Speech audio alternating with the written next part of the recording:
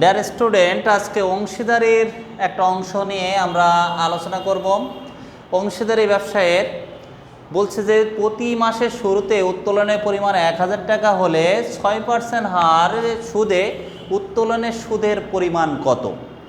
আমরা জানি উত্তোলনের উপরে যদি মাস বা তারিখ উল্লেখ থাকে তাহলে আমরা এটা জানি সবাই, প্রত্যেক মাসে যে টাকা উত্তোলন করছে তার উপর পার্সেন্টেজ করে শুরুতে হলে 6%, পার্সেন্টেজ 6% কেটে 6.5 দিয়ে গুণ করলে সারা বছরের সুদ বেড়ে যাবে।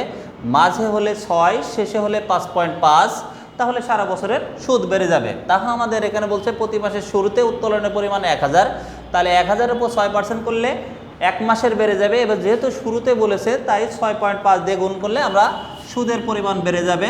তাহলে আমরা লিখতে পারি সুদের পরিমাণ ইকুয়াল, যেহেতু প্রতি মাসে আমরা 1000 টাকা করে উত্তোলন করছি তাই 1000 6%, তাই 6/100 ইন্টু 6.5, কারণ বলেছে প্রতি মাসের শুরুতে। তাহলে আমরা 0 0 কেটে দিলাম, 0 0 কেটে দিলে 6 আর 10 গুণ করলে হয় 60, আর 6.5 রয়েছে।